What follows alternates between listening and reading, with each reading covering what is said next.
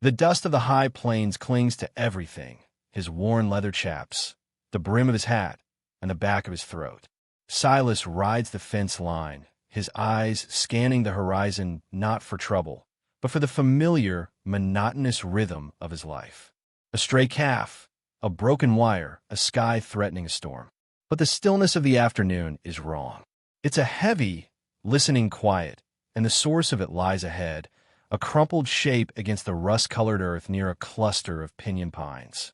He finds her there, half-hidden, a woman whose name he'll never know, her life seeping into the thirsty ground from wounds too grievous to mend. Her eyes, wide with a terrifying clarity, find his. Beside her, huddled together like frightened quail, are two small children, their faces streaked with dirt and tears. "These wounds will kill me," she rasps, a bubble of blood at her lips. "It's my final day. Please take my twins. Danger's close, and a rescue might be at hand." Before we see if justice or peril finds them, share in the comments. What's your favorite story about someone being saved against the odds? And if you're rooting for them, hit like and subscribe. The woman's plea hangs in the air, a command and a prayer all at once. Silas, a man more comfortable with the silence of the mountains than the company of people, feels the world pivot on that single, desperate request. His life, a solitary path carved from rock and hardship, is about to be irrevocably changed by the weight of a dying mother's last wish. He dismounted slowly, his movements deliberate so as not to spook the children further. They were identical, a boy and a girl, maybe 5 or 6 years of age, with the same dark, terrified eyes as their mother. The woman's breathing was a shallow, ragged thing. He knelt, his knee cracking in the silence, and saw the dark stains spreading across the bodice of her simple dress. A robbery, he figured.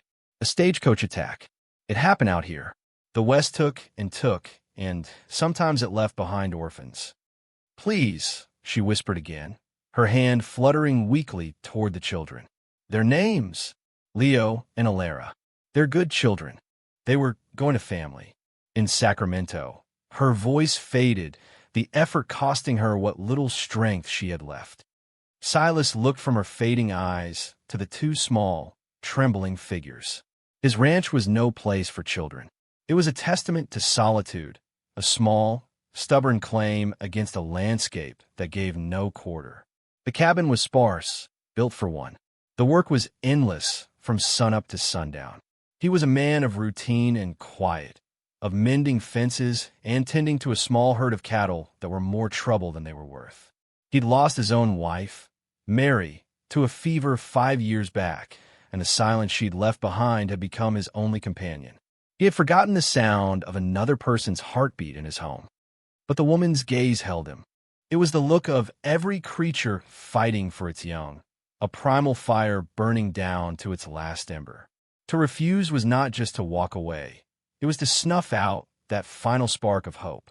He looked at the boy, Leo, whose small hands were clenched into fists at his side, his chin jutting out in a silent, futile defiance. He looked at the girl, Alara, who had buried her face in her brother's shoulder, her small body shaking with sobs she dared not voice. He gave a slow, solemn nod. "I'll see to them," he said, his own voice sounding rough and unfamiliar. A flicker of peace passed over the woman's features. Her chest rose and fell one last time, a sigh that carried away the last of her life. She was gone. The silence that rushed back and was heavier than before, punctuated only by the girl's muffled weeping. The vast, indifferent sky stretched overhead. Silas was alone again, except he wasn't. He was now the reluctant guardian of 2 small, broken-hearted children. He wrapped the woman's body in a spare blanket from his saddle roll. There was nothing else to be done for her. He would bury her on the rise, overlooking the creek, a place with a decent view. It was the best he could offer. Then came the harder part. He turned to the twins. "Come on now," he said, his voice softer than he intended. They didn't move. They stared at their mother's shrouded form, then at him, a stranger looming over them, smelling of dust and leather. He understood their fear. He was a big man, weathered by the sun and wind, his hands calloused and scarred. He knelt again, trying to make himself smaller. "I'm not going to hurt you," he said simply. "I made your ma a promise. I aim to keep it." He held out a hand. After a long moment, the boy Leo took a hesitant step forward, pulling his sister with him. He didn't take Silas's hand, but it was a start. Leading his horse, with the two children trailing behind like ghosts, he walked the slow mile back to his cabin. The place had never looked so stark, so unwelcoming. It was a man's home, a stone fireplace, a rough-hewn table with one chair, a bed in the corner, and shelves holding tins of beans and sacks of flour. There was no color, no softness. The only hint of a woman's touch was a single, chipped ceramic pot on the windowsill where Mary used to grow geraniums. It had been empty for 5 years. He settled the children at the table while he saw to their mother's burial. He worked quickly, his shovel striking the rocky soil with grim purpose. He said no words over the simple grave, marked only by a cross he fashioned from 2 pieces of scrap wood. Words felt hollow. The promise was the only prayer that mattered. When he returned to the cabin, the twins hadn't moved. They sat on the bench, their small legs dangling far from the floor, their eyes following his every move. He realized they must be hungry. He fumbled in his pantry, his large hands clumsy among the tins. Beans? Salt pork? Nothing a child would want. He settled on mixing flour and water to make rough biscuits, frying them in the last of his bacon fat. He put the plates before them with a mug of water for each. They ate in silence, their movements small and precise, as if afraid to make a sound. When they were finished, the girl, Ilera, slid off the bench. She picked up the plates, carried them to the wash basin, and stood there, looking at the bucket of water as if unsure what to do next. It was a gesture of ingrained habit, a small piece of the life that had been stolen from them. That simple, domestic act hit Silas harder than any tears could have. It was a reminder that they came from a home, a world with mothers and chores and meals at a proper table. He gently took the plates from her. "I'll get that," he said. That night was the longest of his life. He gave them his bed, the only one he had, and took a blanket to the floor by the dying fire. He lay awake for hours, listening to the unfamiliar sound of their breathing. He heard Ilera whimper in her sleep, and then the rustle of Leo moving closer to comfort her. In the darkness, Silas felt the full weight of his decision settle upon him. He had taken on a burden he was thoroughly unequipped to handle. The next day brought the practicalities. The children had nothing but the clothes on their backs, and those were torn and stained. He needed milk. He didn't even know what he needed. The town of Redemption was a half-day's ride, a place he visited only when absolutely necessary. He hated the prying eyes, the gossip that flowed as freely as cheap whiskey. But he had no choice. He left the children in the cabin, giving them a stern but gentle warning not to open the door for anyone. He put a knife in Leo's hand. "Just for show," he said, seeing the fear in the boy's eyes. "You won't need it. Just stay quiet." In Redemption, the whispers started the moment he stepped into the general store. He was a known quantity, the quiet widower from the hills. His requests were what threw them. Milk, 2 small coats. He stood awkwardly in the dry goods section, trying to guess the size of 6-year-old. Mrs. Gable, the store owner and town's primary busybody, watched him with narrowed eyes. "Expecting company, Silas?" she asked, her tone laced with suspicion. "Just need some things," he mumbled, his gaze fixed on a bolt of plain cotton fabric. "That's an awful lot of milk for one man. And children's clothes." She folded her arms. "Folks are talking. Marshall passed through yesterday. Said there was a stagecoach hit up north of here. A woman killed. They're still looking for her children." Silas's blood ran cold. He kept his face impassive, gathering his purchases. "That's so. They say the men who did it were a nasty bunch. The Miller brothers. Not men you'd want to cross." She leaned closer. "You haven't seen anything unusual up your way, have you, Silas?" He met her gaze, his own as hard and unyielding as the granite of his land. "My part of the world is always quiet, Martha. You know that." He paid for his goods and left, the weight of her stare following him out the door. The ride back was tense. He wasn't just a caretaker now. He was a hiding place. The men who had orphaned Leo and Alara were out there, and the law was looking for the very children he was sheltering. Bringing them to the marshal was the right thing, the lawful thing. But it would mean sending them to an orphanage, separating them, casting them into the cold, impersonal hands of the state. He thought of his promise to their mother. Take my twins. It wasn't take them to the authorities. It was take them. He found the cabin as he'd left it, the door barred from the inside. When he knocked, a small voice Leo's called out, "Who is it?" "It's Silas." The bar scraped back, and the door opened a crack. Leo stood there, still holding the knife, his small face a mask of fierce concentration. Silas's heart ached. A boy that young shouldn't have to look so old. The days bled into weeks. A new routine began to form, awkward and fragile.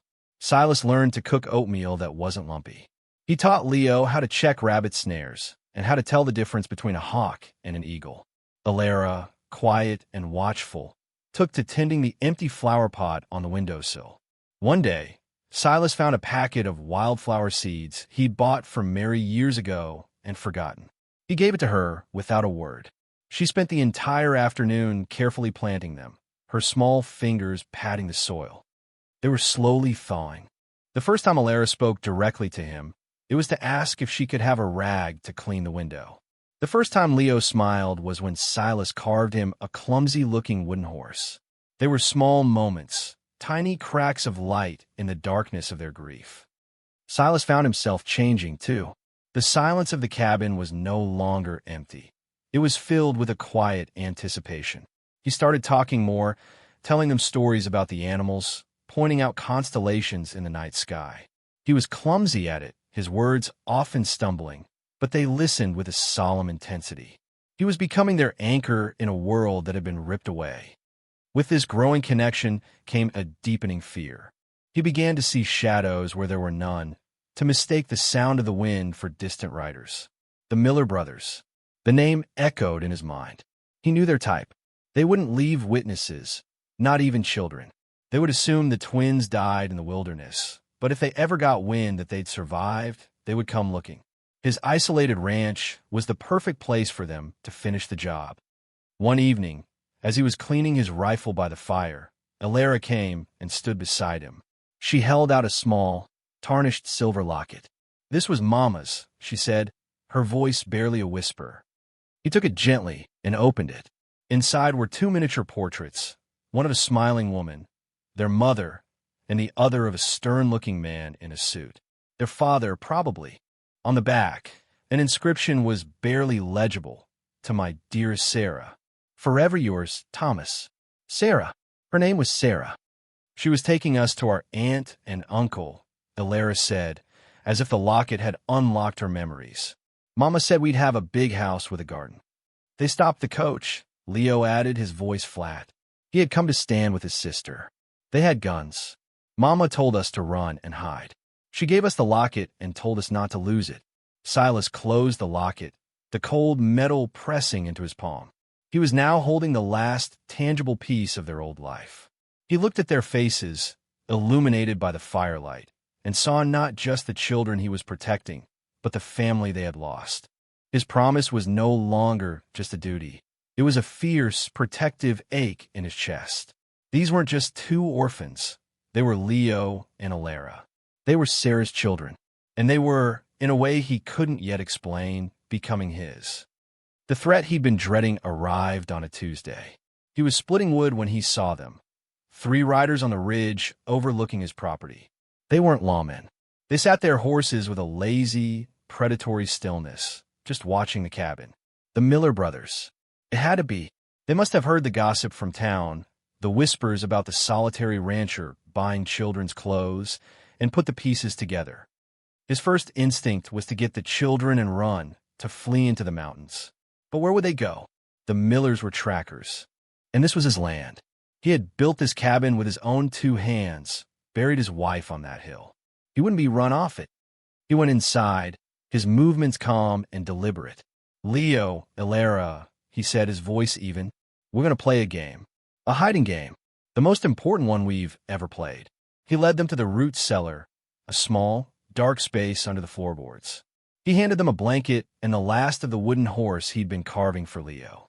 "You have to stay here," he instructed, his eyes locking with theirs. "You have to be as quiet as mice. No matter what you hear. No matter what. Do you understand?" They both nodded, their eyes huge in the dim light. Alara was trembling, but Leo put a protective arm around her. Silas felt a surge of pride. The boy had his mother's fight. "I will come back for you," Silas said. It was another promise, the most important one yet. He lowered the heavy wooden door, plunging them into darkness. He took up his rifle and positioned himself by the window, the one that gave him a clear view of the front porch. The sun was beginning to set, casting long, ominous shadows across the yard. The riders were making their way down from the ridge.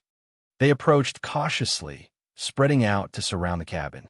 One of them, a big, bearded man with cruel eyes, dismounted and swaggered onto the porch. "Hello, the house," he called out, his voice slick with false friendliness. "Me and my brothers are lost. Looking for the trail to Blackstone. Wondering if you could spare some water." Silas didn't move from the window. "Trail's 5 miles north," he called back, his voice flat. "You're headed the wrong way. Keep moving." The man chuckled a low, ugly sound. He peered into the dimness of the cabin. "Not very neighborly. We heard you might have taken in some strays. 2 little ones. We're relatives. Come to collect them." The lie was so bald, so contemptuous, it solidified the resolve in Silas's gut into pure steel. "You're no kin to anyone I know," Silas said, the barrel of his rifle resting steady on the windowsill. "I'll say it one last time. Get off my land." The man's smile vanished. "That was your last chance, old man." He drew his pistol, but Silas was faster. The rifle kicked against his shoulder, the shot echoing like a thunderclap in the twilight. The man on the porch staggered back, clutching his arm, his face a mask of shock and rage before he dove for cover. The other 2 opened fire, bullets splintering the wood of the cabin walls. The world narrowed to the flash of muzzles and the roar of guns. Silas was methodical, a man defending his home. He fired, reloaded, and fired again, his movements economical and precise. He was 1 man against 3, but he had the advantage of cover and the righteous fury of a protector. He downed one of the brothers near the woodpile. The second took a shot to the leg and scrambled away, dragging himself behind the water trough. But the bearded one was smart. He circled around the back of the cabin, tried to get a better angle. Silas heard his boots on the gravel and moved to the other window just as the man fired. A searing pain tore through Silas's left shoulder. He grunted, stumbling back, his arms suddenly useless. The rifle felt impossibly heavy. He slumped against the wall, breathing heavily, the warm stickiness of blood spreading across his shirt. Through the window, he could see the bearded man reloading, a triumphant sneer on his face. He was exposed. It was over. And then, from the barn, came a crash and a sudden, bright bloom of orange light. A lantern. Someone had knocked over a lantern. The hay inside was catching, flames beginning to lick up the dry timber walls. The bearded man swore, his attention diverted for a fatal second. He looked toward the barn, wondering who else was there. It was the only opening Silas needed. Gritting his teeth against the pain, he propped the heavy rifle on the windowsill with his good arm, took aim, and fired. The last of the Miller brothers fell and did not get up. Silence descended, broken only by the crackle of the burning barn. Silas slid to the floor, his head swimming. The pain in his shoulder was a white-hot agony. He had won. They were safe. He had kept his promise. He must have passed out for a moment. The next thing he knew, he heard a frantic scraping sound. The cellar door. He had told them not to come out. He tried to call to them, but his throat was too dry. The door lifted and 2 small, terrified faces peered out. They saw him on the floor, the blood, the rifle, and for a moment they froze. Then, Alara let out a choked cry. "Silas!" They scrambled out of the cellar and ran to him. Not away from the violence, but toward him. Leo knelt, his small hands hovering over the wound, his face pale. Alara, tears streaming down her face, grabbed the rag she used for cleaning the window and pressed it clumsily against his shoulder, trying to stop the bleeding. "You're hurt," she sobbed. "You're hurt." Silas looked at them, at their small, frantic hands trying to care for him, their faces etched with a fear not for themselves, but for him. In that moment, surrounded by the wreckage of the fight, he felt a profound and overwhelming sense of peace. He had taken them in as a duty, protected them as a promise, but here, in the bloody aftermath, they were claiming him as their own. The solitary rancher was gone. In his place was a father. A week later, Marshal Evans rode in, drawn by the smoke from the burned-out barn. He found Silas on the porch, his arm in a sling, watching Leo and Alara. The girl was watering the first green shoots that had pushed their way through the soil in her mother's flower pot. The boy was sitting on the steps, carefully trying to imitate Silas by whittling a piece of scrap wood. The bodies of the Miller brothers had been buried next to the first lonely grave on the hill. The marshal took in the scene, the quiet domesticity, the way the children looked to Silas, the easy, protective way Silas watched them. He had heard the stories in town, but the truth was here, plain as day. "Heard you had some trouble," Evans said, dismounting. Silas nodded. They came looking for something that wasn't theirs. The marshal looked from Silas to the children, then back again. He understood. He wasn't looking at a crime scene. He was looking at a family, forged in tragedy and violence. "The file on the orphans from that stagecoach attack," the marshal said slowly, his gaze distant. "I think I'll be closing it. Report will say they were likely lost to the wilderness. Never found." He tipped his hat. "Looks like they found a good home, anyway." He mounted his horse and rode away, leaving them to the quiet of the mountains. The law had passed them by, leaving their small, unlikely world intact. The afternoon sun warmed Silas's face. The pain in his shoulder was a dull throb, a constant reminder of what he had fought for. Alara ran over to show him a vibrant blue wildflower that had bloomed. Leo held up his piece of wood, which now vaguely resembled a bird. The silence of his life was gone forever, replaced by the rustle of their movements, their hesitant questions, their quiet laughter. He looked at the two small figures, so full of resilient life, standing on a land he had once thought would be his tomb. He remembered their mother's plea, a desperate whisper that had become the anchor of his new existence. He hadn't just saved her twins. In the end, they had saved him too. This story showed love and heroism where least expected. What was your favorite moment of connection between them? Tell us in the comments. Thanks for watching. If you believe in compassion, overcoming prejudice, and finding love in unexpected places, give this story a like and subscribe for more.